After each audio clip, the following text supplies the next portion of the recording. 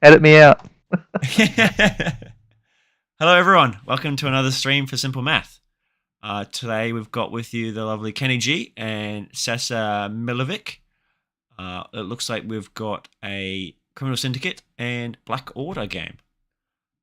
Yeah, both these guys going 5-1 in their respective regions.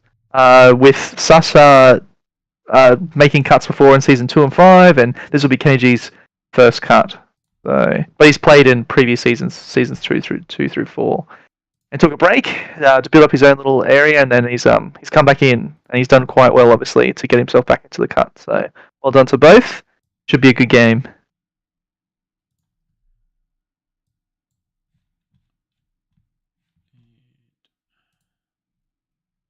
Just making sure everything's all good on our end. As you're well aware, streaming is a difficult task to perform. I don't know about you, Sam, but mate, it is cold. Mate, I'm still in a t-shirt and shorts here. It's warm. It's toasty. Shirt on. I'll go wrap the colours. Go inside. Freezing. Mate, it's because I've got some wine, mate. Well,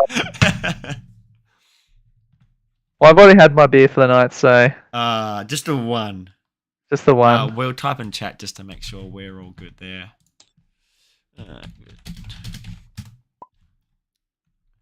But if there's any issues with the stream, if you guys don't let us, if you can let us know as well, if you like the camera angle and stuff like that, it would be great to see. And we've got the priority roll going off. Kennyg takes it out. Kennyg smashed it with 4-3. If you're Kennyg, I assume that you'd probably be interested in taking your secures. Oh no! Take an extract straight away. Oh, nice and quick. Alright, Terrigen and Researcher. Oh, apologies. He did pick his secures like I thought he would, yes. Okay. Which is good because he dodged Spider Infected, which I assume is the one he was keen to miss out on. We've got Researcher and Terrigen. Alright. So Milo to choose. You reckon he's going to pick 20? Juicy 20? Sorry, I am not sure. I don't know if... Because 16 is obviously the perfect number for Black Order and its research station as well. Big time. And we've also the secure is Terrigen, which is not a lot of VPs floating around compared to a research station. So it's a bit of a... I suppose it's medium pace, isn't it? When you've got 8 VPs possible per turn, depends on where the researcher went. Yeah, exactly. Once the researcher kicks in. The interesting thing to note about Kennyg's roster is that his Thanos isn't repping what I'd say is like the usual loadout. He's got the Soul Gem and the Mind Gem on Thanos, so I'm not sure if that's more of a fake out Thanos or if he's going like the more Corvus leader route with his Power Swan and his Space Maw. It'll be interesting to see what he goes with, because like the typical 16 obviously capitalizing on the usual reality Corvus and Space Mind or Space Power, depending on what you feel. But yeah, interesting to see what he decides to go with. I'd love to see, oh my god, I'd love to see a Super Giant game. That'd be brilliant. The map is, I hate this map as well because of the ship. Big time. It's so frustrating to yeah, play not with. A fan. Yeah. And then I love the MacGuffin in the middle. It's called the MacGuffin. Brilliant. Yeah. But there's a lot of big terrain around here. So a Space Maw would love this. Yeah, good point. Oh, yeah, it's gone 16 threat. Alright. 16 it is. And at 16, you being the Syndicate man between the two of us, do you reckon that's going to be a Kingpin, or do you think it's going to be a Daredevil? I think it's definitely Kingpin, because you've got research in the middle, you want to try and contest that more, and the extract is not a grabbable one, so you're only sitting on that 1 point, so you're not going to get as many rerolls as you want, because you want your long range rerolls, whereas that research is coming straight towards you, and you're sitting on your back line, not contesting it. You're just going to get blown off the table, I think. Yeah, I think I have to agree with you. Sasha was saying to us before that during his first game with Mozane, I think he was taking and leveraging that Kingpin leadership into Mozane's Avengers to good effect. So I dare say we probably see that again in this one. Well, let me just turn you down a little bit. Mazane is actually in the chat. Let me know if the voice is too loud for you, Mazane. I'm hoping I'm the first guy, not the second guy. Because now you're too loud, Corey. Oh. That's funny. I had some feedback recently from the past ones that we've done saying that I was too low. I can't ever get it right, can I? Yeah, I heard there was a bit of a hard luck for your game there, Mazane. You had a bit of issues with the cameras and TTS. Just not what you want to hear for a game. So with the 16 threat and the possible fake out Thanos, what would you play for your Black Order 16 then? So hard, isn't it? Because every instinct and every rep that you put in as a Black Order player is just like, well, this is pretty straightforward. It's just Thanos to secure your late game with all the control, set up for Corvus, and you can still do that. Like Thanos with the Soul Gem. I mean, depending on the opponent's roster, you can really snap up some really nice power. But missing out on that Space Stone to do the usual fishing line hook, space move, pull them in, and give them a big whack and hope for that wild to set up Corvus. I don't know, maybe Kenny G has something that I haven't really seen or thought about too much with the Soul option. Outside of that, I mean, Corvus with Reality's 5, Power Swan 5, more 6, 16, maybe? Still 3 wide, but missing out on that Thanos leadership. No Proxima to execute with. I don't know. Interesting. I'm very keen to see it. I'm like I said, I'd love to see Supergiant. That'd be great. Oh, we got a tip. We got the hot goss from Mazane. It seems that Kenny G is 100% all over Black Order Corvus. First of the Black Order, it seems. Yeah, I'd say so. I think when you don't put space on Thanos, I think it's a big indicator that Thanos is probably going to be left at home. And no one really plays Mind a whole lot either outside of Thanos. So you can just throw these wasted gems on him. Well, Mind not being restricted, that's true. But also, like, a Mind Loki isn't the worst. I've seen him used to great effect in Cabal sometimes in some rosters, and some like power drain rosters when you have roots and things like that. I think that's a little bit of hot tech that people have been sitting on and mucking around with. That's pretty cute. These boys are taking some time to deliberate, though. But I think if you throw the Mind on Loki, well, then you're definitely 100% having the time and soul on Thanos, and it's a full-on fake out then. If people don't pick up on it, I think that sort of shows for a fake out. That level of terrible Infinity Stones. Now, if it's going to be first the Black Order, does that mean it's Swan and then your big boy Black Dwarf with that lovely combo with the Black Onslaught? Because, I mean, on this E shape, you'd be primed to utilize it, wouldn't you? Oh, here we go. Did we predict well? Oh. You want to go for the Black Order side first? Yeah, sure. So we've got Mazane was on the money, and I think we're all in agreement that Thanos was being left at home. And we've got Corvus Glaive as our leader with Reality, Power Swan, Black Dwarf, and a cheeky Toad. We've also got first the Black Order, of course, for our leadership. Blood to Spare, Black Onslaught, like that combo I was talking about before. Execute, which I think he's flipped over knowing that, oh, wait, I can't utilize that because I haven't brought Proxima, so we might see that card swapped around maybe. And Mothership, of course. Mm-hmm. It's pretty much what we sort of thought with the... Yeah, I think so. Yeah, like Toad's obviously so great as a piece, obviously not taking too much advantage of his range to interact with this game. So I think it's just the lone 2 he's brought in his roster. But he does he's, nice and cheeky. He's a great little piece. But I think we're going to be seeing the Black Swan, Black Dwarf combo, and that being a real key to his game plan. Mm. All right?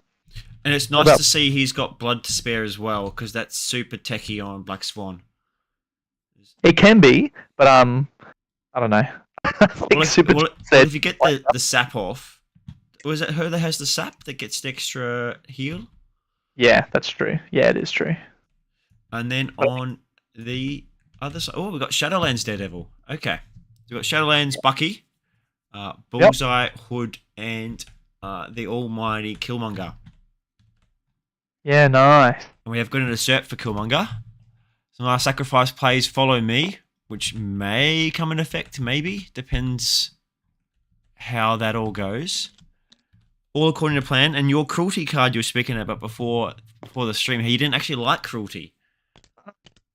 I don't know. I'm still on the fence about it. I've just been in contact with Morgan just because these boys were chasing the accuser, sorry, and he just responded to me. So we're most likely going to see Morgan enter the room to help just keep the room and everything and all the rules in check. So that's good to see. Yeah, cruelty. I don't know. I mean, there's some tech there. There's some juice there. I won't go into it too much. I'll let it unfold. Killmonger. But it's good to see Killmonger. I really like Killmonger as a piece with Usurp inside Daredevil with the rerolls and stuff. And I do like to see Sacrifice. I think it's a card that people are typically choosing, the typical brace and patch up. But if you don't have a patch up target like a Malekith or a Hulk, I think Sacrifice is a great pick. Mm-hmm. My only issue with the Shadowlands, you got a few tanky characters, a few not tanky characters. Are you then playing for both Terrigen Clouds and going for your 4 there and just giving up the Researcher? Or are you going 50-50? That's a good question. I mean, I think in this situation, since the Daredevil ninjas can count as contesting for the Researcher, he might be looking to utilize that. But also, the Usurp here means that he gets to pick between Corvus and Black Swan. So if there's a situation where Kenny kind of overextends one of those pieces, and Killmonger can take that into great effect, he can take them off the board and get those 2 extra points, and perhaps push a lead that way. It'll be interested to see if he chooses to go Y, which I think he's going to do with his bullseye to come round to the side, and Total obviously try and match him there. But wait to see what these boys decide to do with deployment wise. No surprise with Black Swan and Dwarf. The almighty two off. The bullseye versus the Toad. Yeah. But yeah, my issue is you've got all this long range threat with the Winter Soldier, and you don't really. Depends how you play Hood, I suppose. You don't really want him in the middle of the fight either, because he just gets flipped and then you get no heal out of him. But it is a bit of a beat stick on his possessed side. Yeah, he can be with that reduced damage, and like his wonderful spender, which you can obviously gear power up very quickly. And then once he flips, then you're back in, and some hex shots, and then some heals are coming out again. Like I think it's no strange that Hood's an amazing piece. But we do have Sasha going first with his bullseye, likely just a double move, get on the point, and see what KG has to do in reaction to. Bullseye is one of my most favourite characters in the Syndicate roster. He just offers so much for 2 power. Sorry, 2 threat. He's a brilliant piece. Oh, big time. Especially being affiliated. Yeah. He is like your power spender for your all according to plan. Yeah. He just racks it up and you don't really need to use a whole lot of it.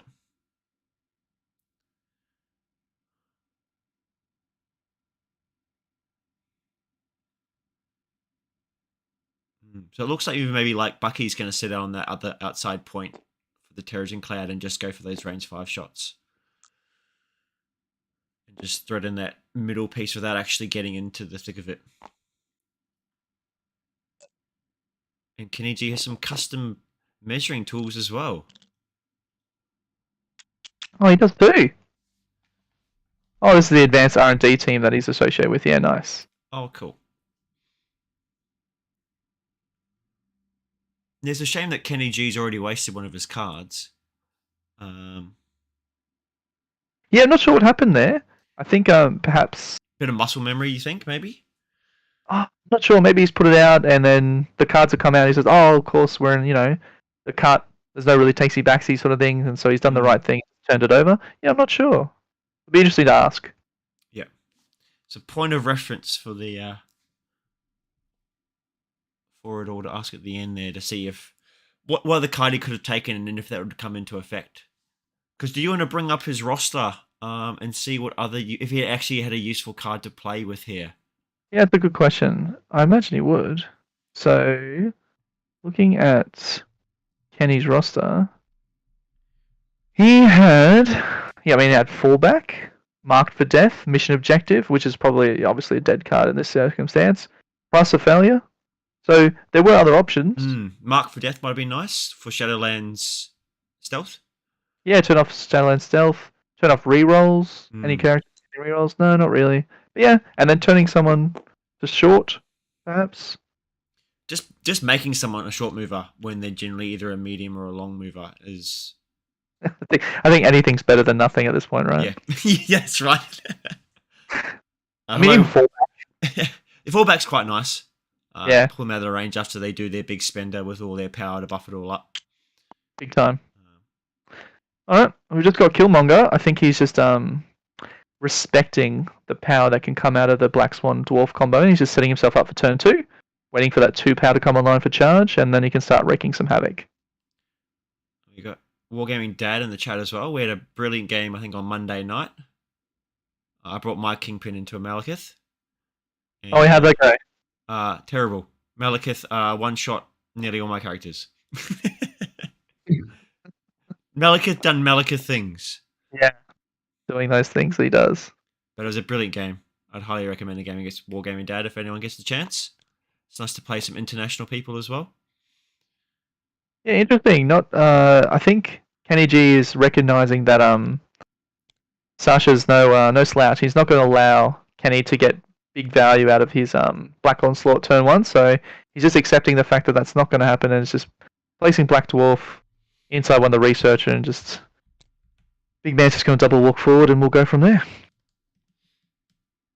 I'll just bring up that card for everyone to have a read of. Just they're not familiar with the Black Order, because I mean, not a lot of people play Black Dwarf and Black Swan in their Black Order. It's a nice little card that it has there. Yeah, I mean, one of my first teams I started playing when I came into it was Black Order, simply because I really enjoy Thanos and the rest of their nonsense. But I obviously never really picked up Black Dwarf or Black Swan. But with these new options with Corvus as a leader, I'm very interested to maybe give them another run and have another look and see what's in there. So I'm keen to see what Kenny G has as far as some tech and some sweet moves. So.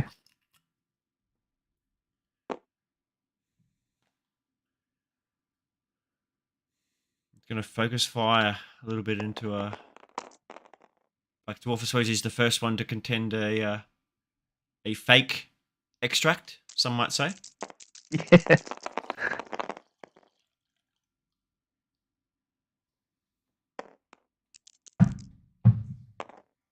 Not much happened on that first roll.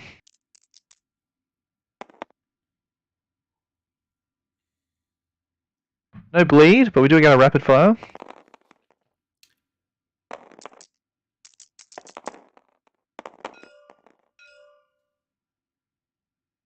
Still no bleed.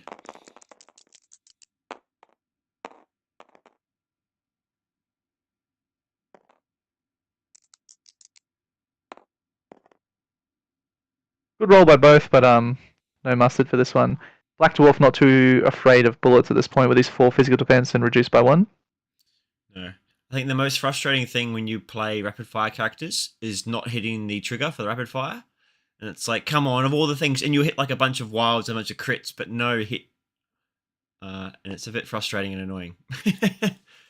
I recently had a game against the Shadowlands Daredevil with a Bucky with a hammer with 5 dice, and he rolled like 4 crits, but not a single hit. He did like, it was ridiculous. He one-shot my character. He was like, oh, I didn't roll any hits. I'm like, come on, mate, calm down.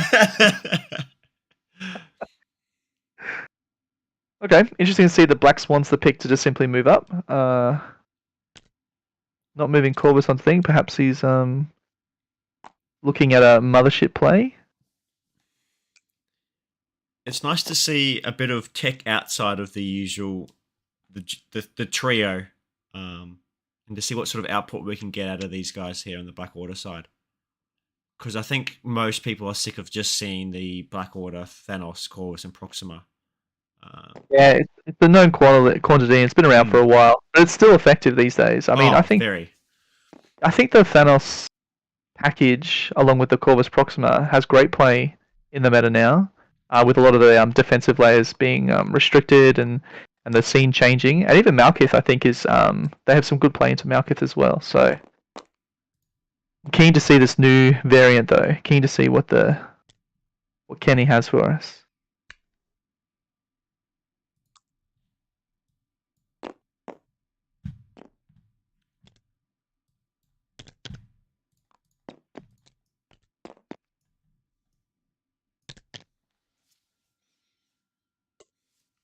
And then, as always, if we get a few more viewers coming in, if you have any feedback, it's more than appreciated. We're always trying to increase and improve our streaming. Always trying to make it as easy as viewing as possible. Because we enjoy the game as much as you guys do. We love watching videos. So we want to try and make the viewing experience as easy as possible. So if Corey here is too loud, we'll turn him down again. Likely to see the Mothership play turn 1, and here we are. So, Corvus coming in, looking to remove both these. No power though, so it'll just probably be the strike with the reality. This is into the ninjas, of course. Probably looking just to get a bit of power on himself. Yep, there you go. Gone. Again, only having 2 HP means that he hasn't got enough for Glaive's Edge. So it'll just be another strike.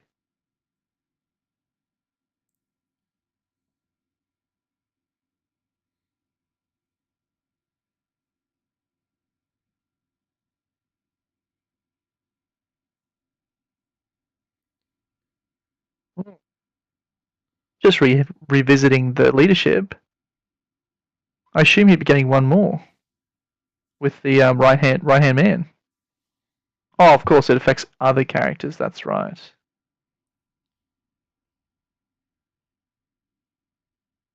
Yeah, so Corvus won't be benefiting from that, but everyone else will get a nice, juicy additional power.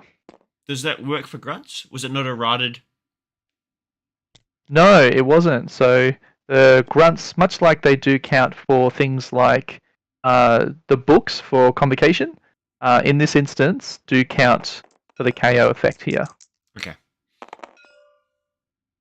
Oh, and we're looking at an Atom Splitter into Winter Soldier. Oh, that's a big roll. Oh, that is huge. Whenever you see the skulls, your brain always goes, oh, that's a terrible roll. But then on Corvus, it's not. That was 6 from 4. Humongous roll. And again, that's another power for everyone. And Atom Splitter is a gainer, meaning that Corvus will now be on 3. Oh my goodness.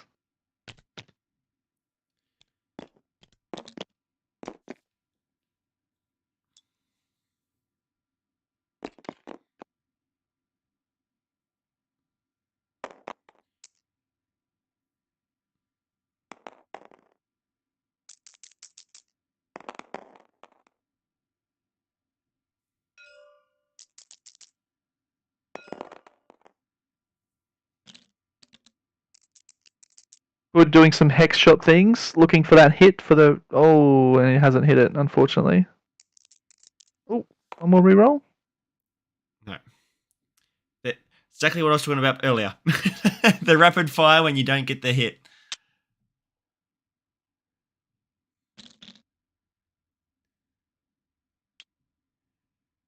Yeah, I wonder if it was better to go Kingpin's leadership. At least you sort of force the researcher around a bit more. It'll be 2 playing 0 with equally contested on the Mist Cloud. And obviously 3 versus 1 on the researcher. Kenny to move the researcher, and then Kenny to pick up Prio as well. Because the Blackwater side's all up in the face, sort of melee style is how you want to play them. Whereas the Shadowlands, they want to be a little bit more range. I can just see them collapsing on their home researcher point and just sitting there all game. Yeah, big time. I think we're going to see some Black Onslaught very soon, and a whole lot of bodies getting that researcher back onto that back point. So I don't know the actual range, but would have maybe Bucky, rather than standing where he was and getting the one shot off, maybe throwing onto the cloud and getting the 2 points up there to at least get parity? Well, we had Corvus situated behind this size 2, but couldn't really do much other than just walk and deny him. And I think the play was always to mothership to the center to control the research, because obviously over the long term of the game it's worth a lot more points than just one Terrigen. But I see your point. He definitely didn't have to be that close. Because Terrigen's worth 2 points though, isn't it? It is. It is. Yeah, so he would have equaled parity at least for the first 2 rounds if he had Bucky sitting on the flanks there, just shooting into whoever sat at the back. I mean, I think Bucky was quite quite unlucky to get one shot from yes. a but I mean, it does happen. But yeah, Corvus being range 4 with that energy shot, big dice roll. That one. Yeah. Then we're doing some measures with Black Swan for her charge. She's, after all that murdering, she's now sitting on 6 power as of top of turn 2. Yikes. We've just played, the Black Onslaught. They're reading that up there. I'll bring that up for everyone viewing as well.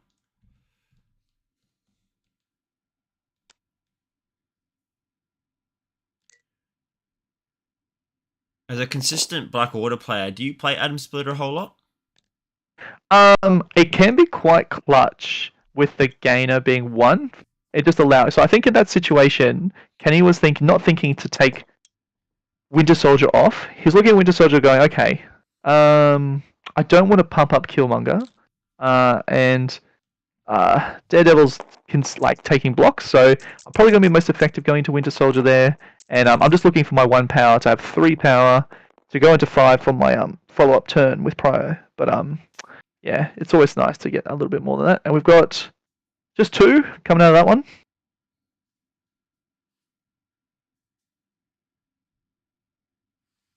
So Winter Soldier's taking 1. No wild, so no push.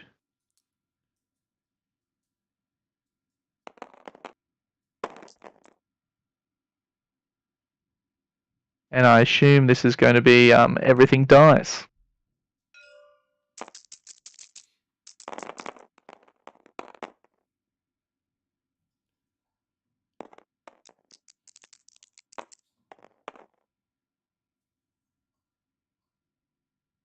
Oh, marvelous defensive roll. I think he's picked the wrong card to flip here. That was doing a sacrifice, I'm guessing.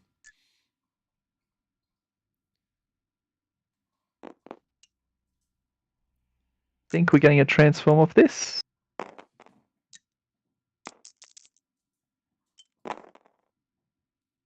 Or is this our throw? Must be the throw because Kenny's moving the wood around. Yeah. I assume throwing it into, just throw it into Bucky. Yeah, fair. Makes sense. No brace, so it's always good to see people using the tools. But I mean, it's pretty straightforward as to what they're looking for. I also see Shadow Marbles in the chat. I think it's Shadow Marble. It's Matthew Craner. We're both sad we missed the game between you and Phil this morning. Oh, big time. I would have loved to have seen that. Oh, and this is our follow-up beam. Holy dooly. Some more wonderful dice coming the way of Kenny G. And that is a dazed wood.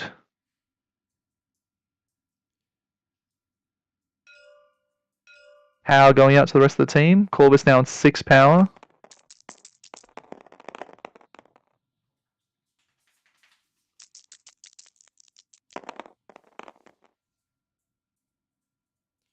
Well, he's hit his rapid fire this time. I believe this is Bucky going into someone. Oh.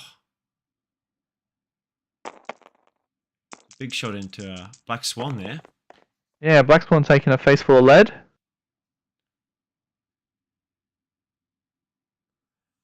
Fortunately, not being able to get the rerolls there because there's 3 points on the board that can be usable for rerolls. Oh. Another good roll, but I'm blocking it all this time.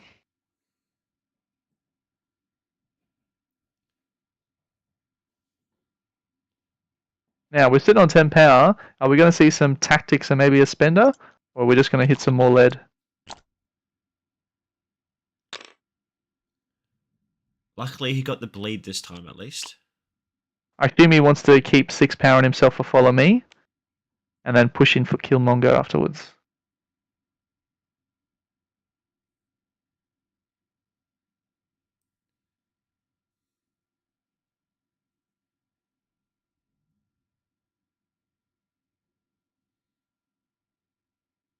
Killmonger's are only range 2 for his attacks.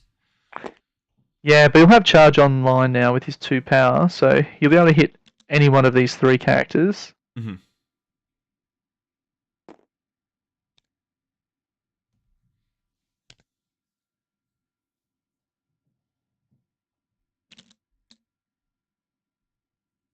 Oh, of course, this was our apologies everyone. This was our got your back in response to Hood going down.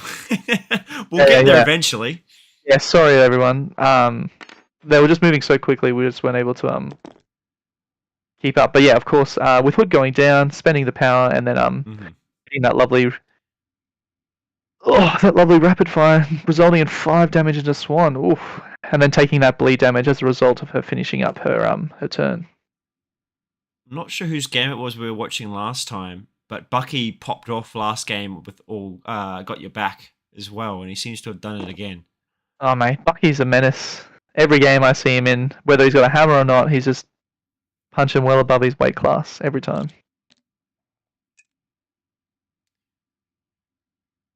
Regardless, I think it's Kenny G in the driver's seat at the moment. 2 bodies on that research already, which I assume Corvus is going to come up with soon. Sitting on 6 power, so it really is on Sasha to try and do something to unstuck the situation he's in. He's got Hood days now. Winter Soldier halfway on the way out. Interesting to see what he decides to do here. I think it's going to be a Winter Soldier into a Killmonger follow me, but we'll wait and see what he decides. And as Matthew Kramer's pointed out, focusing on Bucky means you're not getting any power for all according to plan, because it's only from Criminal Syndicate players. So it looks at the moment he's going to be starved for that all according to plan. At the moment anyway, depending on how everything else goes. Yeah, Hood using a bit of that power on the way out for his defensive tech. Means that he's not super flush with power either, so... Ooh, I didn't see if that was in or not. I think it was in. Looked green to me. Some Hydro Tactics, trying to get out of dodge, and we got some super hot lead coming in. See? Oh, what a boss. 4 from 4. Oh. Gorgeous. But, I assume this is Reality Corvus, so he's no slouch either. That skull counting as a crit, and then reduced damage by 1. So after all that, he's only taking 1. Being able to roll that skull into another success is just massive. Yeah, huge.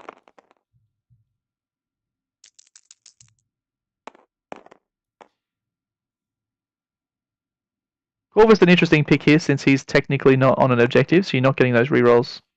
I was just about to point out the issue with the three technical secures is one's moving, and the other 2 aren't really doing a whole lot at the moment.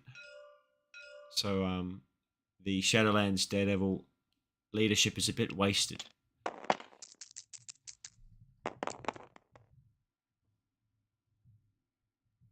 Ooh. He took 1 from that last bout, and he just rolled 4 blanks. Oh. So, some solid rolling from both, but Kenny G not being on that objective, not getting the rerolls, and that reduced by 1, and Reality really coming in clutch to keep Corvus nice and healthy. Here's the follow me. Alright, let's see what Killmonger can do. See if Killmonger can do some killing. Yeah. Outside of 2.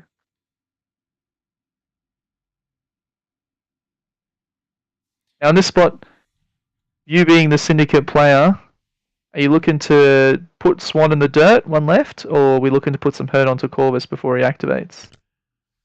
Well, I haven't played against a whole lot of Black Swan, but the issue is she does have that blood to spare tactics card to play. So as soon as you daze her and she hasn't activated, she's got the ability to come back to life essentially. So I don't think it's worth putting anything into her, and she might just come off with a bleed anyway. Oh no, so Black Swan doesn't have any way of healing. It's Super Giant that you're thinking of. Oh, it's Super Giant. Sorry, Yeah. that's who it Mate, is. oh, if Black Swan could come back to life with Blood Despair, baby, we are back on. Yeah, But that is a big roll. That's a pierce as well, so that's doing some good work. Oh, oh no, it's not. Of course it's not. That skull reduced by 1. Corvus taking just 1. Sorry, everyone. You're getting them all excited. I'm just looking at the dice. I'm like, oh yeah, that's good. Oh no, not so really. That's better. That's what you want there. Yeah, that's better. Much better. 5 with a pierce. Yeah. That'll do 3, so that'll take him off. That's good. That's great. But yeah, the Super Giant plays with Blood Despair. Brilliant and nice and techy. And it catches people off guard. But ignore my previous comments then, because Black Swan, it doesn't matter. Oh, Black Swan's already got a tick on it? No, because she activated first, so the bleed's already come. Oh, that's right, Stone. Yeah, that's my bad. Yeah. So that's Killmonger done. I think there was a tick missing from beforehand, or I was just blind. This is the Blood Despair coming back in. I assume this is a death blow.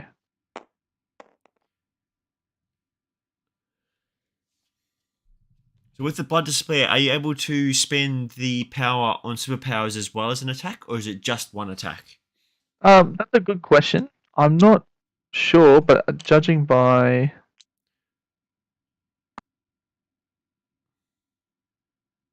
the power being spent, I'd say no. Okay. It's definitely a good question. I know that you can. It's any attack, so you can do his spender. Mm-hmm. But he spent quite a bit of power, so I'm imagining that he did Glaze Edge that. He copped 6 damage, and I think he spent all his power last turn. Interesting. And had 1 and 2 from the power phase. I'm not much of a Blood Despair man. Like, I don't typically run that option, so I haven't really looked into it. It's definitely something I should know, though. While we wait to see what's going on here on the player side, why don't you run Blood Despair? What is your issue with it? I just, I've playing Black Hole for so long, I think a lot of people look to leverage their offense too much. And so Blood Despair being a great reactive card, so if some sneaky person comes in and takes your Corvus off, who's typically your go-to piece to utilize it, it can be good retaliation card, and it definitely has its ups. I prefer to tech into things that's going to keep my Thanos alive, so I like Escort, I like Recal, I like Inspiring Monologue, because I feel like the Black Order core typically has enough output and enough in their base core kit to do what they need to do. So I just opt for more consistent options and layered defensive tech to keep my Thanos piece alive and kicking, because he's really the crutch. Killmonger's positioning, I forgot to mention, was quite good because his charge allowed him to come outside of Black Dwarf, who of course has his pseudo bodyguard with his superpower. What's it called? Enforced Oblivion. Oh no, sorry, Intimidating Presence, where you're forced to attack Black Dwarf. And the pseudo bodyguard because you have to be within range 2 to make effect of it. I think we got some strikes from Big Boy Dwarf into Daredevil.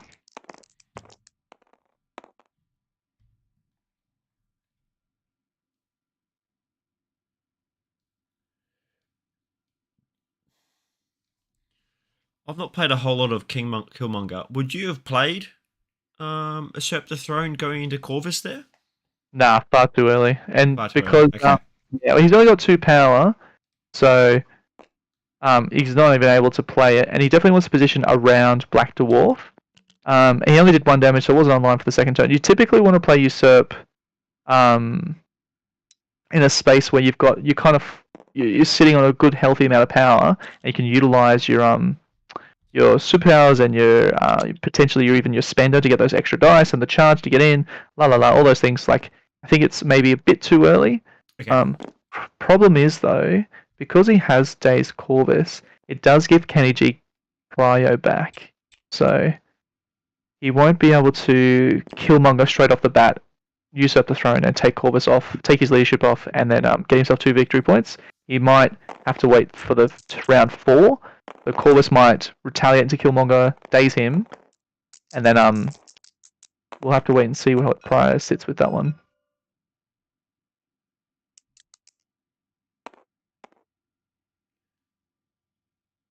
Got Bullseye doing the guaranteed 1 damage as he is. The little beat stick. Coming off the point. I don't know if he played hit and run here to move back on. Looks like he has. He's going to move back onto that researcher there as well. Yep, very nice play. Toad not being too scary in this sort of situation to be able to do anything much about it.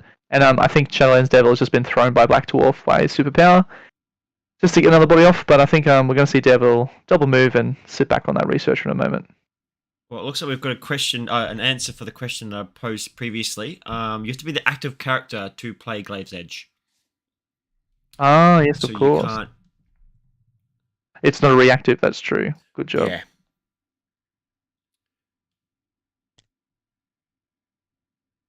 Yeah, good shout. Thanks, Mazane with the backup calls there. Ah, well done, Mazane. Showing his pedigree and his knowledge.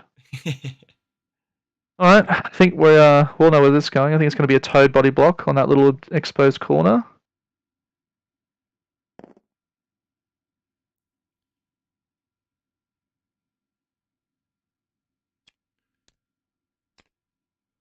While we see Toad do Toad things. I have been enjoying the TTS special reports with Mazane and Will.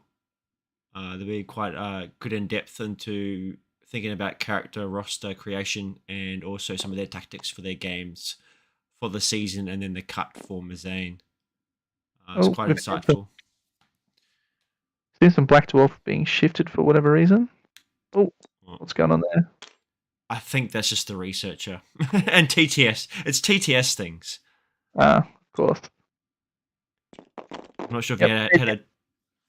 Sorry, mate. You go. I'm not sure if you had a chance to listen to the TTS special reports. They've been quite nice. No, about though. Yeah, Will and Mazane go over their matchups for the week and talk about their thoughts behind everything and what rosters they're going to take. Is it a podcast or an article? Or it's a podcast, yeah. It's on the House Party Protocols. House Party Protocols. Excellent. Well, I'll know what I'm doing tomorrow then.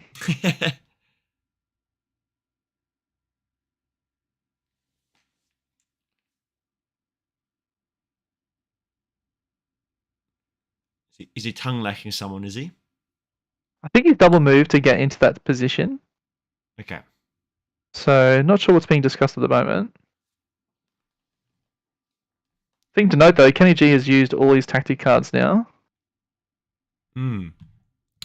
So he's used up all those resources, so he's just got what he's got on the board. Yeah, I suppose it's a shame with him taking execute is he's only had 3 cards then, because the first of the Black Order takes up a slot already. Which could have been big. Some of those cards can be quite impactful. So I'm curious what Sasha can do in this situation. What's We've happened? missed it because Mazane is a calculator. It looks with the power phase and all the current power on the board, there's going to be enough for a all according to plan. So we will get an usurp into Corvus. Well, in order to do that, Killmonger's going to have to spend that power, so he won't have it online. No, Killmonger can't spend the power because he's not Crimson. Oh. It's Cabal. Oh wait, is he Crimson? I've not played Killmonger. I have to have a look. He might be Crimson. He's definitely Crimson. But you've got 4. You got 4 on Hood. You got 2 on Bullseye, and then you've got 4 already on Shadowlands. So there's your 10 there. Yeah. Okay. And you have to spend before the power phase, correct? After the power phase, where in the sort of in the timings chart, you play tactics cards after power is being distributed. Yeah, please. Well, once power phase kicks in, you'll have plenty of options there. So I see a usurp come through.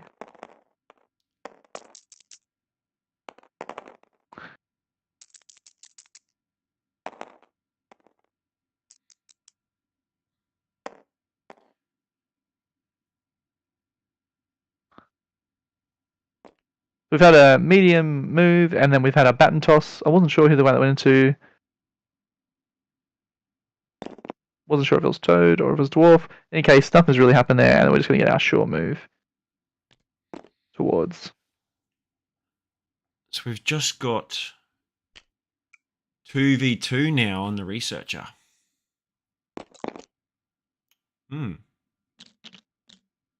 It's going to be a very slow game, that's for sure.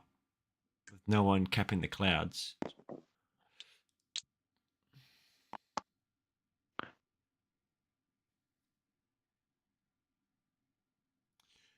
Yeah, my Kingpin style of list, or my Criminal Syndicate style of list is more of the long range, the long movers and the tanky characters. I don't normally tend to take a lot of the Killmongers and the Buckies, mainly because I play Kingpin leadership rather than the Shadowlands leadership.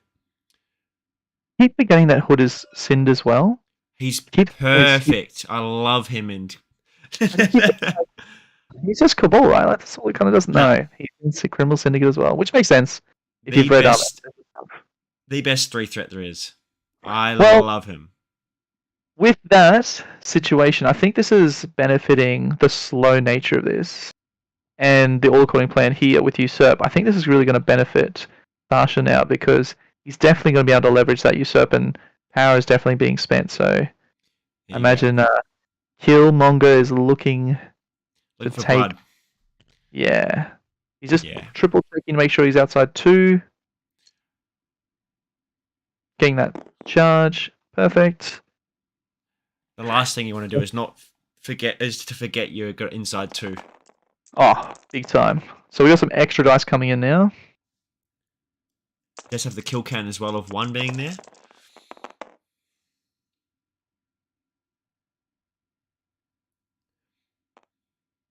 Not the most attractive roll there.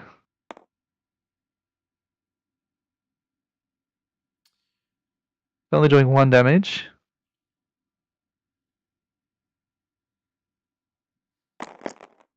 So we'll just be a second builder.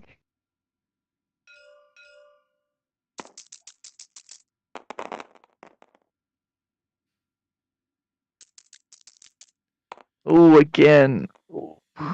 Now, in this instance, interesting.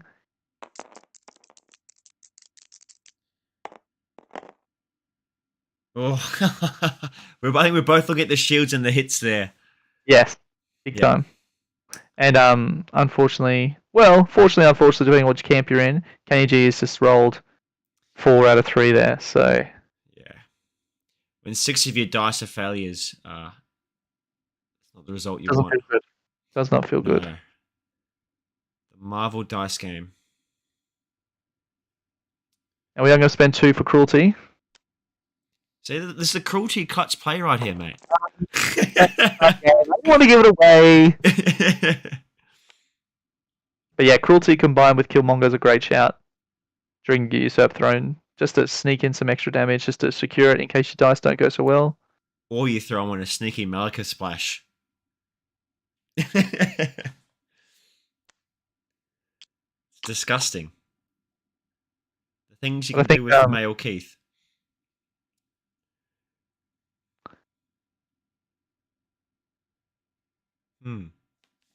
Yeah, less so now that you can't overspend with that stupid skull ability.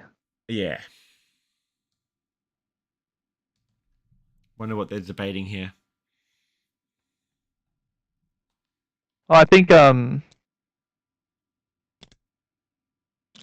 Sasha's just acknowledging the situation and the likelihood of that cruelty pulling through for him, and he's decided not to pull the trigger on that one just yet. So Kennyg now has some options. Oh, we've got a terrain throw.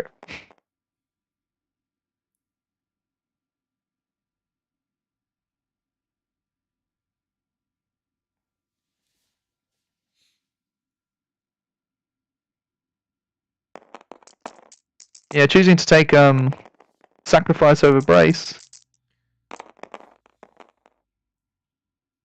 I mean, the sacrifice did save Bucky there, I believe. That is true. And Daredevil eating the dirt off that Black Dwarf activation.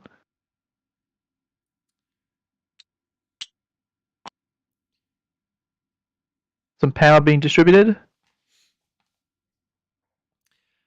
Yeah, you don't want to see a 7 power Corvus floating around, that's for sure.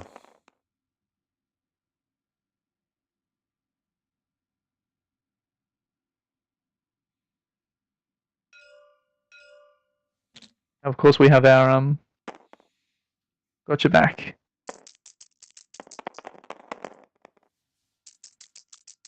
Just the one. Reroll incoming. To get rapid fire this time? Oh my god, Kenny G. Doesn't matter.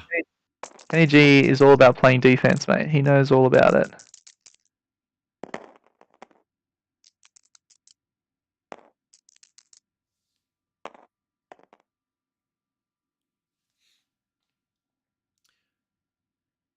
It's almost like he knew his dice were going to be defensive, so he took very offensive cards.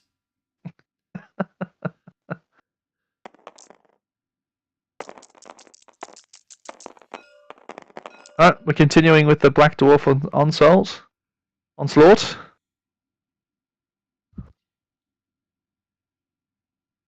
Can he take off that poor bullseye? Oh, he's done.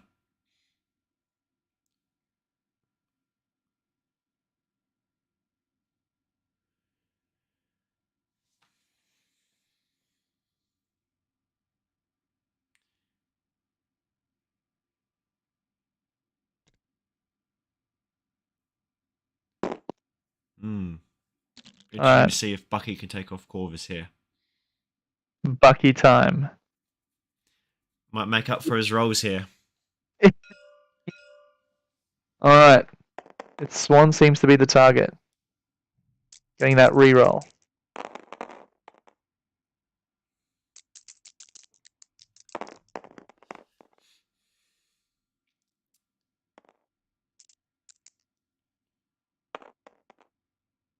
Oh.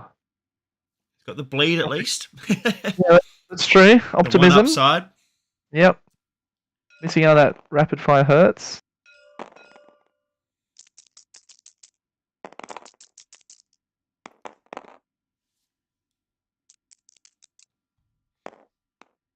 He popped off in the second one. Yeah, there you go. That's feeling good. That's feeling good. Ooh. That's a big one. And he takes one hot spicy roll when you've got possible 4 shots. Yeah, big time. Taking 4 off that one.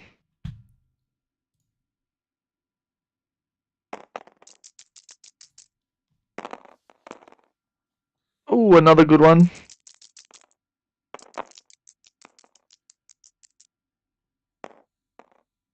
Ooh.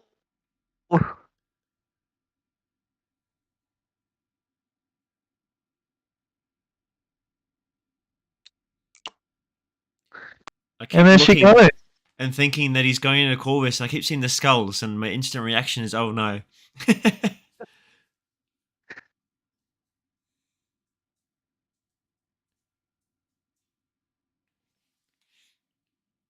think Kenny G was hoping for some more wilds to turn into blanks there during that activation, but just weren't there for that midnight field. I suppose the better choice was I just forgotten her name. It's completely blanked. Black Swan. Because Corvus can't really affect much of the board because you've already got a day's Shadowlands. Killmonger's done. And you've just got a 2-threat there. Well, I think that, and not just that, but I think Winter Soldier. Sasha's acknowledged the fact that with that additional reroll, no Reality Stone to roll on skulls, he's more likely to get some hurt going through into Black Swan. That is true. All right, Toad doing what Toad does, jumping up onto that mist cloud to secure himself another 2 points. With Shadowlands being in the dirt for the moment, I think he's feeling pretty confident to take on that researcher this round.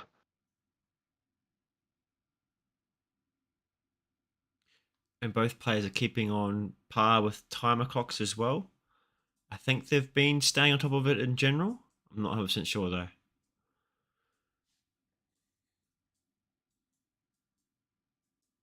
Yeah, Kenny was acknowledging at the start of the game that saying he hasn't had too much practice with the old clock, and Sasha not too much more than him. So it's good. Maybe they were helping each other out during the game. That'd be nice.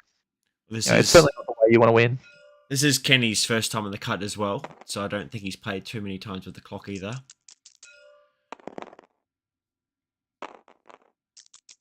We might see a. Oh, he's got the power for it at the moment. Parting shot from. Was he attacking Bucky? Oh, it's not Bucky. Bullseye there. This is Bullseye going into Oh, sorry, Bullseye going yeah, into. Oh yes, doing the guaranteed damage. Oh, don't think he's chosen to do it. I think he's building up some power.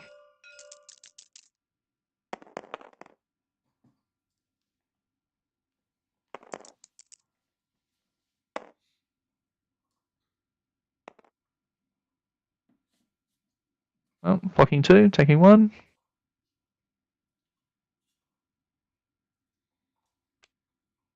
And we'll have a cool here now. Yeah.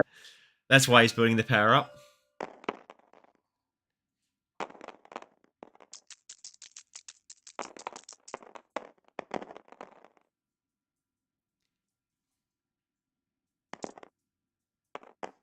Wow, that reality stone really paying dividends. Makes him a lot more tankier than you sort of realise. Yeah, 3 dice reduced by 1 with the skull, counting as a crit. Oh, it all adds up pretty quickly. Yeah, you just think he's really good on offensive, but he's brilliant on defensive as well.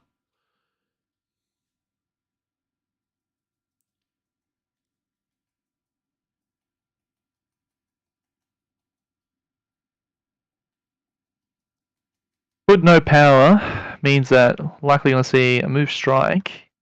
So Corvus just want to make sure he doesn't position himself to be within 2 of Hood for that free hit. Probably end up seeing a death blow, move onto the researcher, and then if that's not enough to kill Bullseye, we'll probably see another follow-up strike. We definitely don't want to kill Hood and Bullseye. We definitely don't want to kill Bullseye at this point. Hood at this point and give away Prio. So it's just going to be Bullseye taking some heat. Some free power on Corvus, essentially.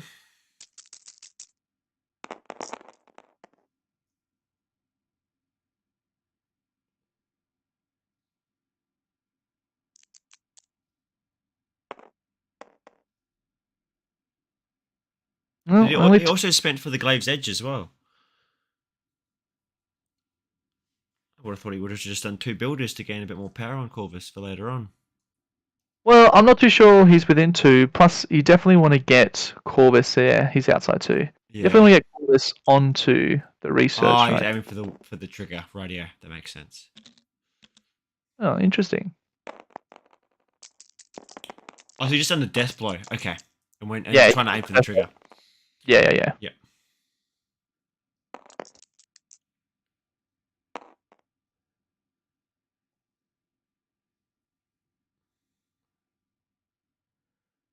That is a dazed Bullseye. Yeah, okay. Oh, here we go. Yeah, it was coming. Oh, we do get our rapid. Curious. I'm very confident that Corvus, with that medium move, could have hopped over Black Dwarf, sat on that researcher, and then had another hack at him and had 2 bodies on the researcher. Because what happens now is Hood being injured, of course. Oh, my apologies. I've forgotten all about it. But we could get. Oh no, he's got no power whatsoever. Yeah, exactly. So Hood being injured, I've just totally forgotten he got 1 shot. He's not transforming back into regular Hood either to put out any heals onto Bucky. No. He's most likely never going to get a daze when he's got no power for the charge either. Just to be a move in a claw attack. Crazy things have happened.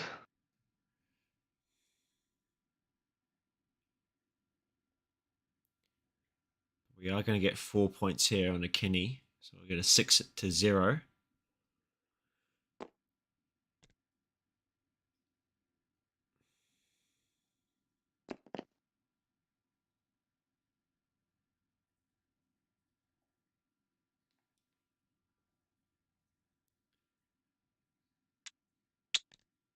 think Kenny's recognising, potentially trying not to give Sasha any outs.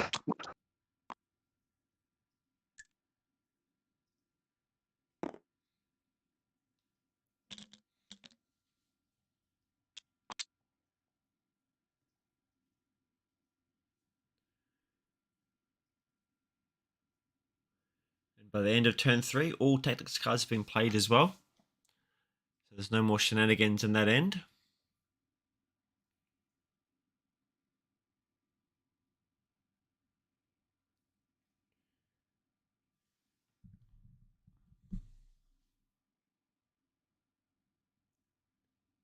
How do you feel about the First of the Black Order card costing you a card slot, whereas the Bar with No Doors doesn't cost a card slot? I think it's a bit odd, personally. I think anytime that you have like a leadership coming through by a taxes card, I think the way of using the bar no doors, not counting as a slot, but still counting as a slot in your 10, I think that's a fair trade. But taking up a slot in your 10 and a tactics card for the game, like, oh, that does not feel great.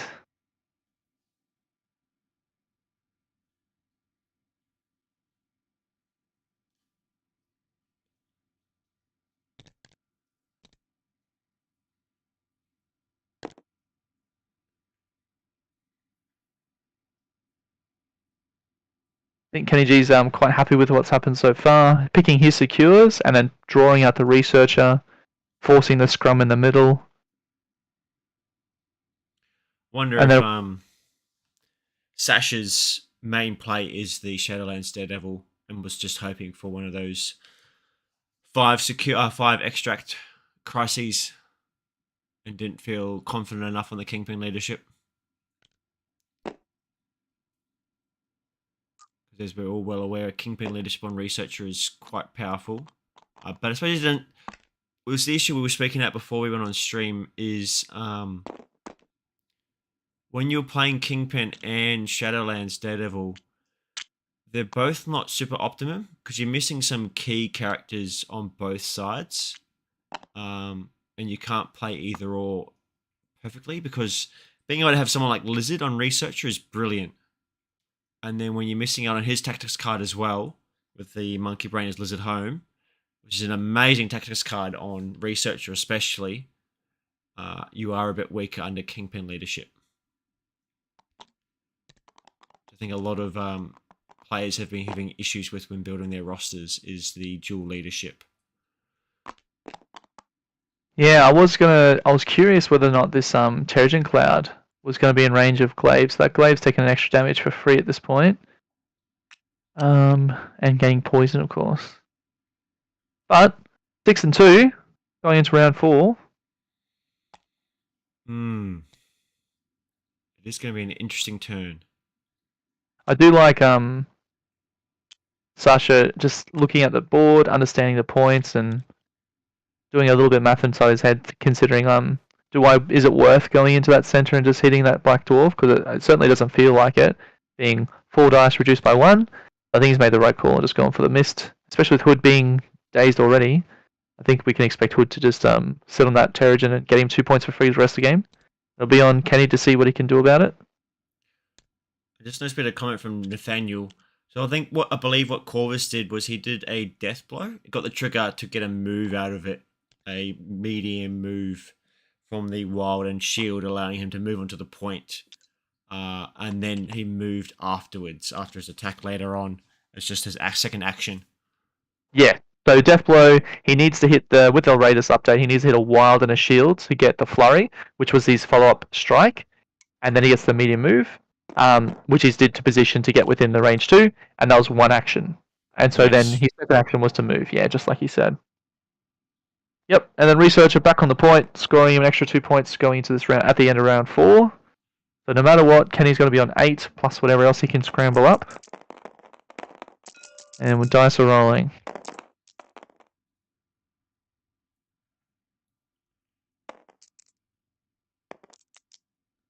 I think this might be Black Dwarf into Daredevil.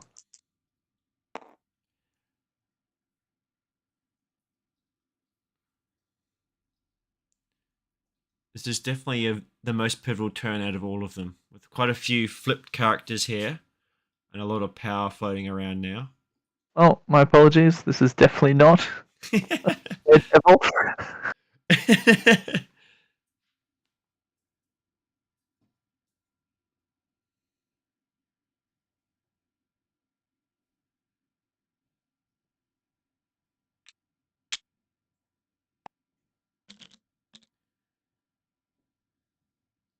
That is one of the big swings. So that was Uh, That was the Corvus death blow with Glaive's Edge.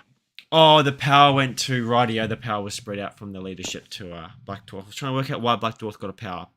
That makes sense. Yeah, that basically Glaive's big money maker basically, where he does 7 physical dice, blanks counting successes, so 7 out of 8 results from dice counting successes with the Reality Stone. Usually boosted with Thanos to be 9 dice. So on his days, it's 11 dice with blanks counting successes.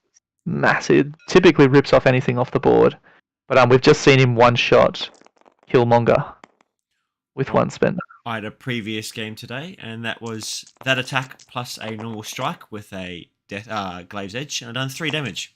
Of course, yeah, those things tend to happen sometimes too. We've seen Corvus scurry away to the outside with his 2 remaining health.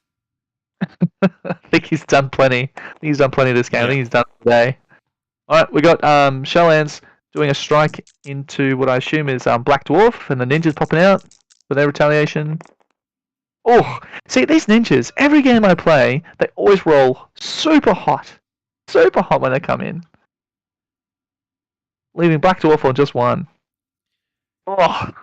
Yeah, this is massive because this could be a massive score swing back with Hood going out to one Terrigen Cloud, Bullseye going out to the other, and then him capping the middle. So for an 8 to 8 possibly.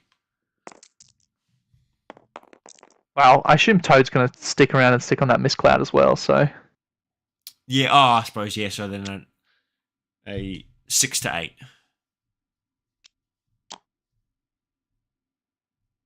Alright, Dwarf getting the dirt. Yeah. Definitely solidifying that Kenny's going to keep Pryor at this point. But yes, we're definitely going to be securing that researcher. Kenny's going to be getting an 8 for sure. Mm-hmm. I'm confident that this game has swung quite a bit either way. Looking to see if he's in. Oh. Chase him down. Maybe.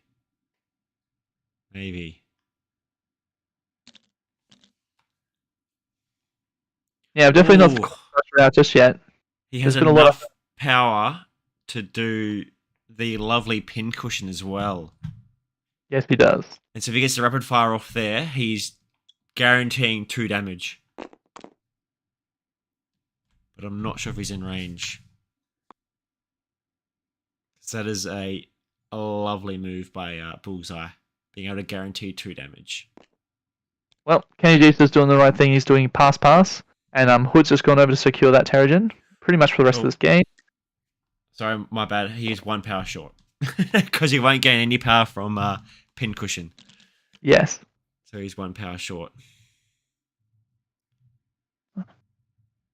Bullseye flicking some needles into Toad. No point staying on that cloud since Toad is... might just do a hit and run here. Cause some early damage onto Toad for next round.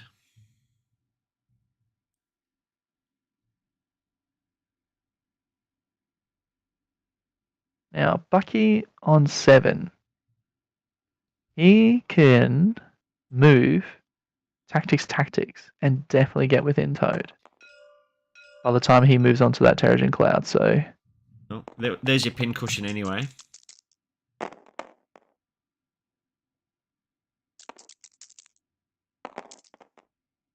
Ooh, spicy. No defensive rolls. He obviously won't slippery away because he doesn't want to lose that point. Oh, he's not on the point yet, but he can't actually because rapid fire triggers before slippery.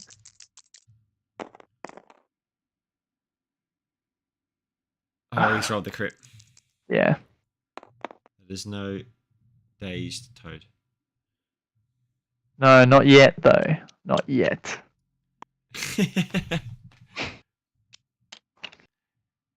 Does he tactics 3 times and get onto the point? I don't think Bullseye's in a position where he can, because he has to finish within 1 of where Daredevil is. Yeah. So I think Toad's going to do what he needs to do, which is sit on that point. And we're going to have to wait and see if a move double tactics and a range 5 is going to be in, but I'm pretty confident it's going to be.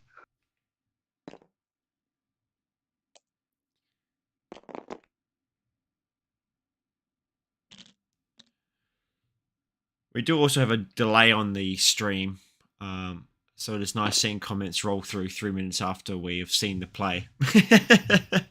Mazane's trying to call plays and then things happen we've already seen, so it's interesting to see because I chat up on the side window here. Yeah, that's a fun exercise. Have you ever done that, where you've watched a game and you just paused it before the next activation and go, what would I do here? I would activate this character, and then they might do something else, or... Yeah, I think the best is like trying to learn deployments and just set up a nice deployment to see where your own deployment would be compared to the other person's deployment. And of course, Winter Soldier doing the right decision and just securing that researcher. Ah, yes, because it's moved twice now. I do forget it's not under Shadowlands Daredevil there, or under Black Dwarf space. Yeah, with Killmonger going and eating the dirt, Winter Soldier was the only one that was left to pick up the researcher. I just always like to hope and pray that people go for the big bloodthirsty plays because it's always fun. But Sasha, being a man of patience and what would you say? I'm losing everything. De boudoir. There we go. That's a nice word. Man of quality. A man of few words. Alright. Mist coming in a bit closer. That is very nice for Sasha coming in as well, where he's already fighting. Whereas it seems that Kenny G's just pushing the other Mist away.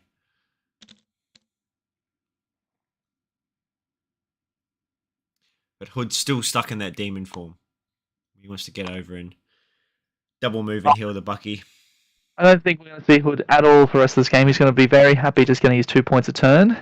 What it's going to be is what can Black Dwarf do about the rest that's contesting this researcher? Because Corvus Glaive obviously in danger of being picked off with this bullseye, and even this charging Killmonger potentially as well. So Bullseye, this piddly human, taking on one of the finest of the Black Order. the right-hand man, as the card would suggest. Have you read much of the Black Order stuff, the comics? I have read a total of 0 of Marvel comics. I am not a Marvel person. I enjoy the game thoroughly for the game mechanics, and the models are fun to paint. Yeah. I do remember recalling from one of your episodes for the Unidentified Gamer, which is a wonderful podcast that interviews and talks to various gamers across our local community, but also internationally, covering both MCP and AOS. Highly recommend you guys check it out. Shameless little plug, Sam. Thank you. Yeah, I remember. That's all right, mate. Remembering one episode we spoke about how you're not much of a Marvel man. No movies, no comics. No. I think even in our discussion, we talked about you trying to get me into Marvel, and I said no straight away. I'm not playing that game. And then I chatted with Morgan, but Morgan managed to convince me to play the game because he was like, "Oh, people commentate on games, they stream them, they have people talking about rules, which is exactly what we're doing here." So it all worked out well in the end.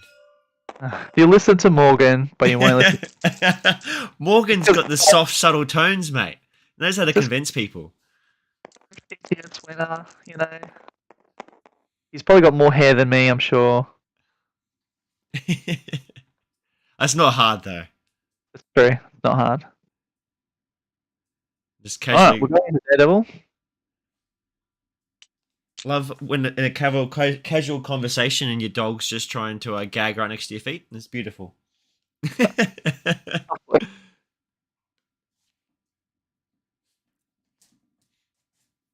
Sorry, everyone. We've just had a brutal end, which is Black Dwarf Spender into Daredevil.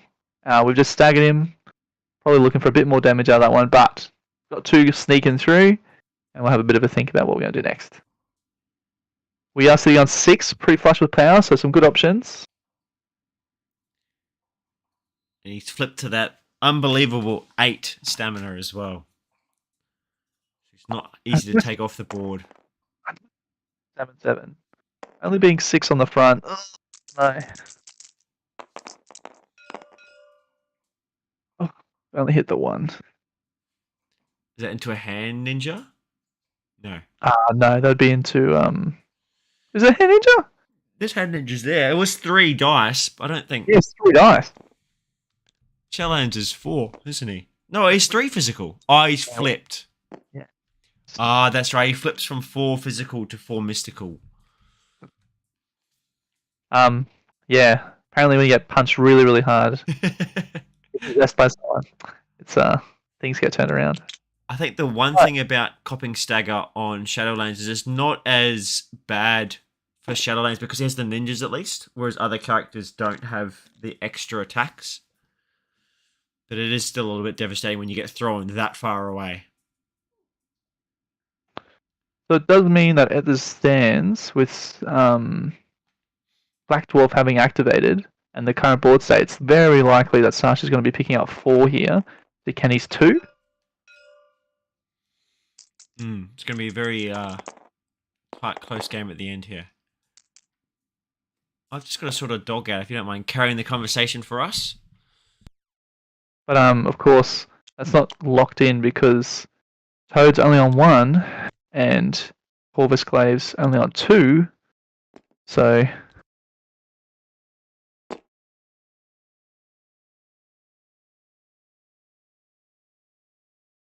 it might be a juicy 6 for the round.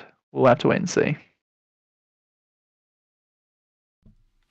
Now, do you think with a now flipped Black Dwarf, a KO'd Black Swan, and a dazed Toad, you go for the scoring or the full attrition route and go for a tabling? So losing the Black Swan hurts big time. We're going to lose Corvus Glaive as well now, yeah, guaranteed. He's got 2 left, mate. He's got 2 left. But that doesn't matter. He's going to get 1 power because it's a gainer. He's dead. What do you mean? He's got 2 left. He can only do 1 damage. He's already moved. Oh, I didn't see the move. Sorry, I didn't see the move. Yeah. What he would have liked to have done is spent 2 to hit and run. Yeah. Did not see he moved. Okay. But yeah, just back to my previous question. Do you go for a full attrition one or do you go for the score? Oh, he's got the bleed as well. Yeah. That's massive. Which is essentially a stagger. I mean, it's not looking good. It's not looking good at this point. So, with Toad eating the dirt off that little flick knife into his face, and then Corvus sitting on 1 with a bleed. It's not looking good. Yes, I suppose, yeah. He's not taking any characters off, so he's got Killmonger, Hood, not really doing a whole lot, unless it comes in, Bucky, and Shadowlands going all into Black Dwarf. Because the best Corvus can do is take off Bullseye. Moves and checks to bleed.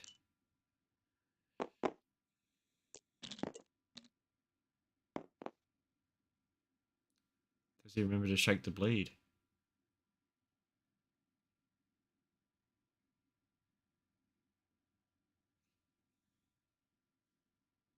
And this is the interesting about MCP when we look at it compared to AOS. Off. With that extra round. Oh! He's off. He forgot to shake the bleed. What's he doing? What? Oh, I think Not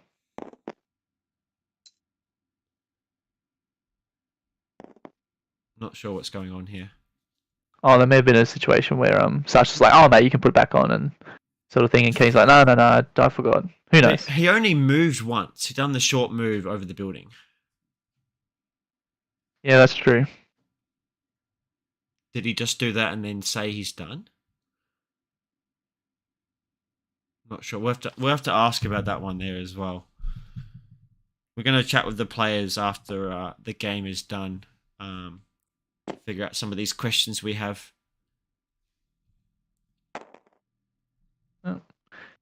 Daredevil shaking his dagger, throwing a baton into an intergalactic chaos demon.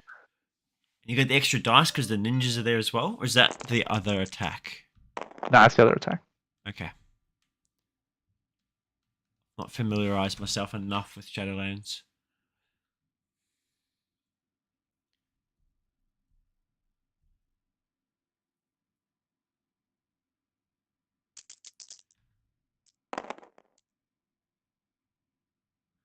Not the best roll. Right, reduce by 1, taking 1.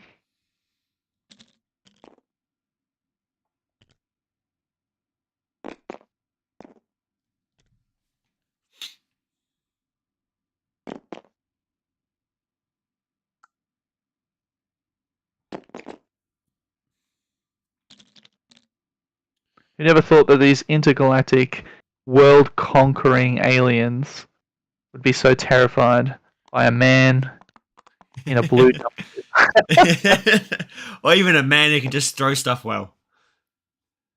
That's it. And we've still yet to see Killmonger activate as well. See, this is what I was saying before. Killmonger, really looking to be a great piece in a list like this. Mm-hmm.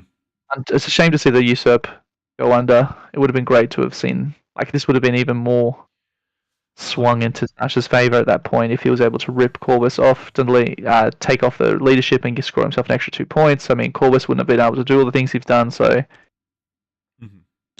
Sasha's done great to put himself back into a position where he's contesting all these points.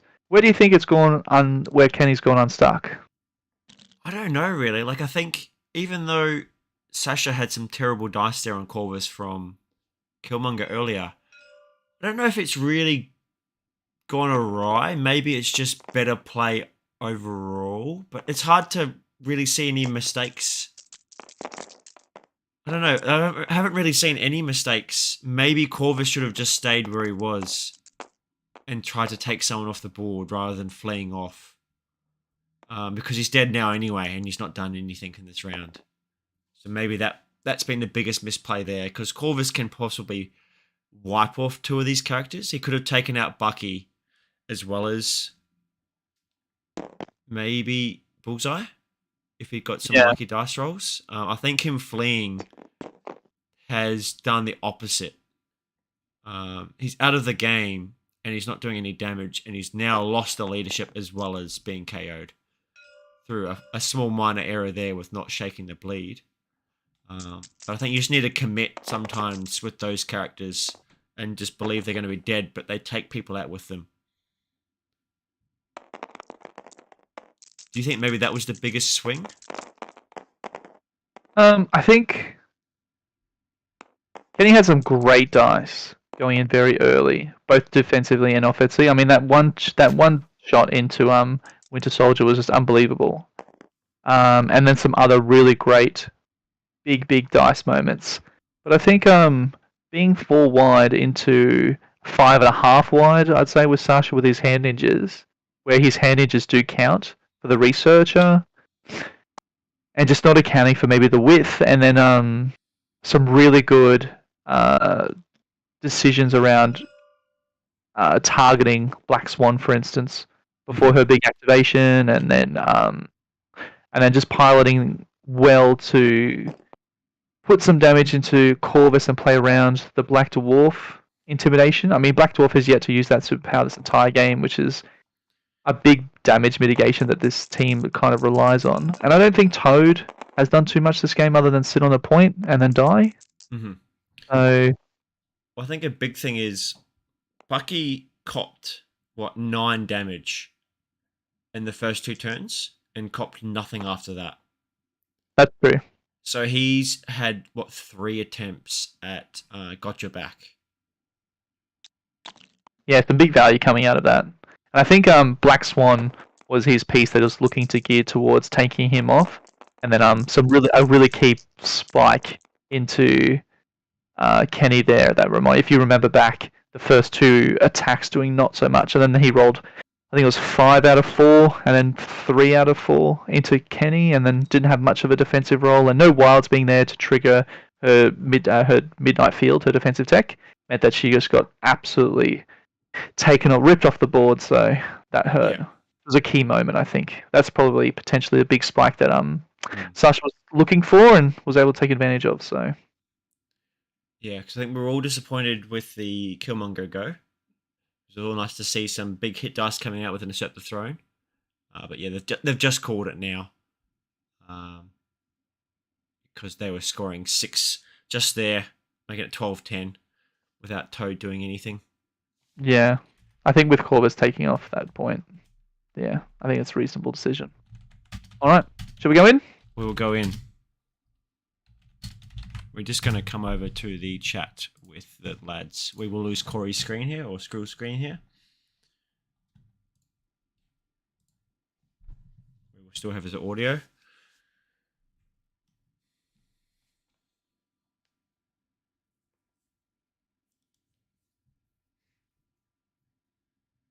For the win, unfortunately, Kenny, unfortunately, that's not getting the win there. But a great game from both guys.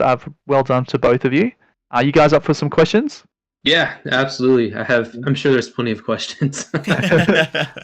Yeah, fire away. All right. So first up, let's rewind it back to round 0. Kenny, looking at your roster, being a Blackwater player myself, I noticed that you've got a Thanos in there with Mind and Soul, which is a quite unusual and left field choice pick. Is that there just kind of like a fake out? Are you more of a Corvus man? Is that all you go to? Yeah, I am definitely more of a Corvus man. I have Thanos in there. I was gonna play Thanos if we ended up on Scoundrels.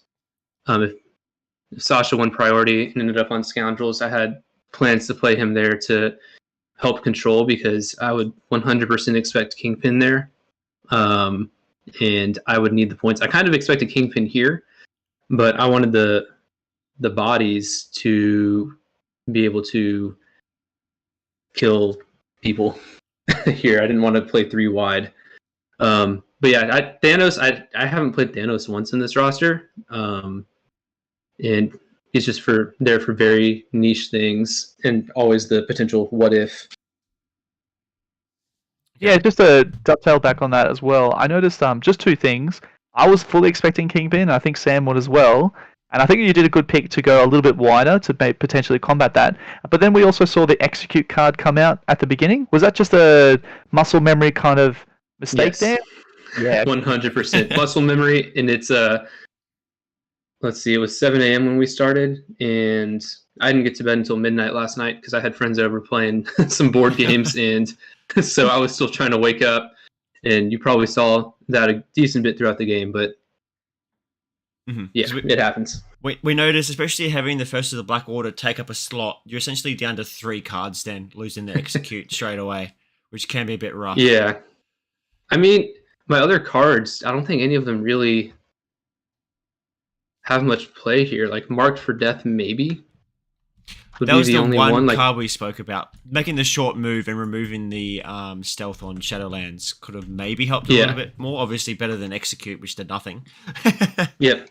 Yeah, that's literally the only other card I could play because Mission Objective was worthless. Yeah.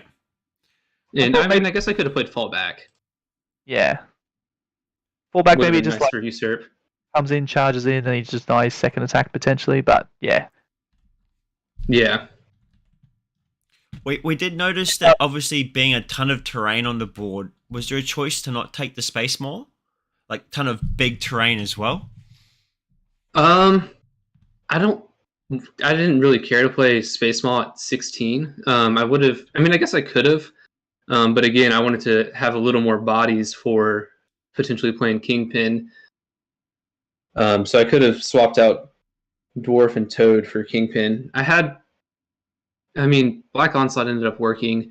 I usually like using Black Onslaught round 1 to just plop Dwarf on a point, not have to double move him, and he can start getting his thing going, but I ended up just opting to move him, and Black Onslaught worked a little bit later. which was still fine. But yeah, Ebony Maw was. If we played it like maybe somehow 19, obviously we can't hear, but if we had played on intrusions, I probably would have played 4 wide with Maw. Okay.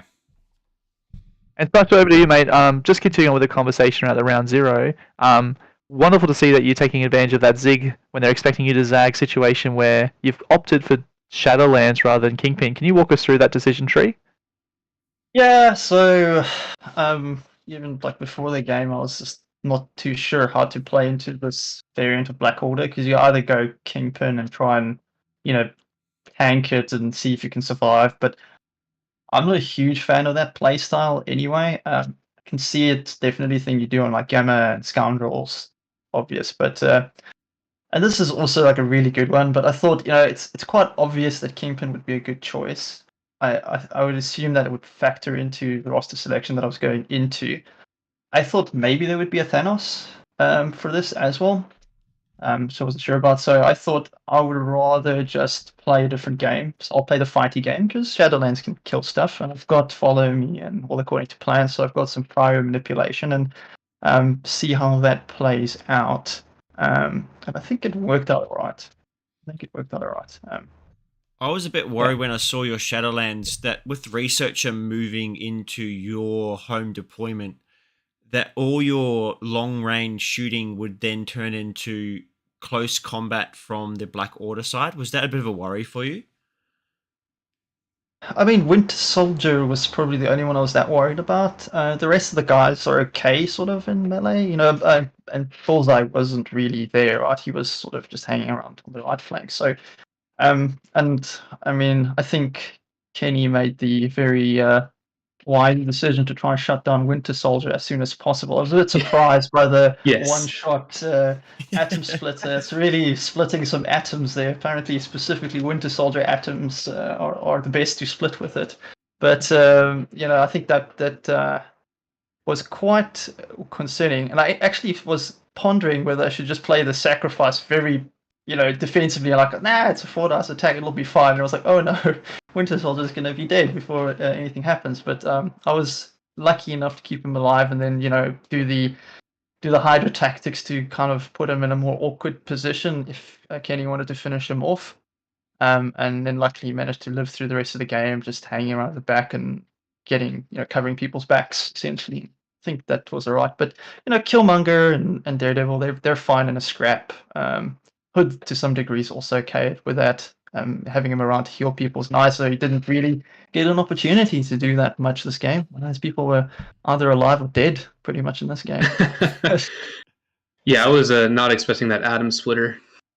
Yeah, that was quite an atom splitter. But that's been the trend for my last couple of games. My game with Razane started off like that with what was it? It was Juggernaut one-shotting my Shadowlands, and then in the same round one, having Sam one-shot my Black Cat with a 4-dice shield throw. So I'm getting tuned to this, so it doesn't tilt me too much now. It's kind of like I expect it to happen. Yeah, actually, coming in on that, it was a question I wanted to ask you a little bit later, but I'll ask it now since it works so well with that last comment. I'm very impressed with the stalwart determination and fortitude that you showed during the game, because obviously that turn 1 Atom Splitter and then the Usurp the Throne whiff that happened later on, it was very good of you to see you stay true to your game plan and continue to chip away and make good decisions and activations. Yeah, so fantastic comment to you, mate, to stay in it, because I've seen many people in the past have those situations come up where, all right, I'm going to play according to plan, Killmonger's going in, and we've done 3 damage of 3, two big attacks, and then having your pieces taken off, like that Hood one-shot as well. Yeah, how are you feeling? At the end of round 2, talk me through how you're feeling and what your game plan is, and what are you looking to do to kind of circumvent the situation you found yourself in? Yeah, I mean, it's tough, but I've played enough games with moles, know that's going to happen. But I mean, there's nothing you can do about it. It's just that happens a lot, and yeah, you just got to look where the points are and try, as you say, make the best decisions you can, and hope things will even out. So it's a bit just crossing your fingers and hoping you get a chance to activate characters to do something. But yeah, so it's one of those things you just gotta accept it and move on. So yeah. not much more to it than that, really. I think, other than just don't worry about it. The salt Good didn't round come Roll the out. punches. What's that? There was no salt available there. Salt didn't come out. I mean, the salt's there. It's just you just gotta keep it in the pantry. It's just Everyone one of needs a those healthy things. diet of salt. Yeah, that's always good. But yeah, it's the thing is like I've lost lots of games this way as well, where it's you have this amazing opening and your dice are amazing and everything's going great, and then it just slips away from you later on because the other person just continues playing the game, and I think that's just in general what you should do with the game. You're there to have fun, play it through to the end. Do the best you can, and I'm a very stubborn person as well, so. We did have a question, Kenny. With your last play with your Corvus there, we noticed obviously that you'd moved the short over the building and then you took the bleed damage and then came off the board there. What happened in that play there? I completely forgot he had bleed, and so I moved, and I wanted to move him like a little bit more to safety away from Killmonger, and forgot about the bleed, and I had done it, and yeah, I didn't notice that. I didn't notice that actually because I thought he had just done one move and then he took Corvus off the table. I was like, what's happening? That's what we saw on our end as well. We're like, he's moved the short and then he's got one more direction to go. Surely he'll just check the bleed and off he goes. And then you just dragged him off. I'm like, but he only done one move. Yeah, Kenny is definitely a very by the book player, I must say, with sticking with the execute and doing that. Where I didn't even notice or wouldn't have noticed, to be honest. So hats off to you, Kenny, for being so honourable.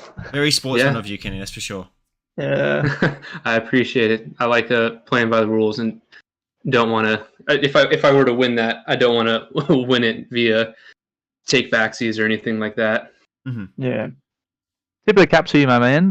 Well done for you for sticking true to your cards. I've seen other people at certain stages of the game certainly go, I meant this, and I forgot about that and take back. So well done to you, mate, especially at this top 16 situation. That's a good call. I wanted to ask you, in reference to what I was talking about before, around turn 1, turn 2, I mean, you're looking to be in the driver's seat. Everything's going your way. The attrition dice are really starting to show up for you. I'm sure you're feeling great and confident and it's looking good.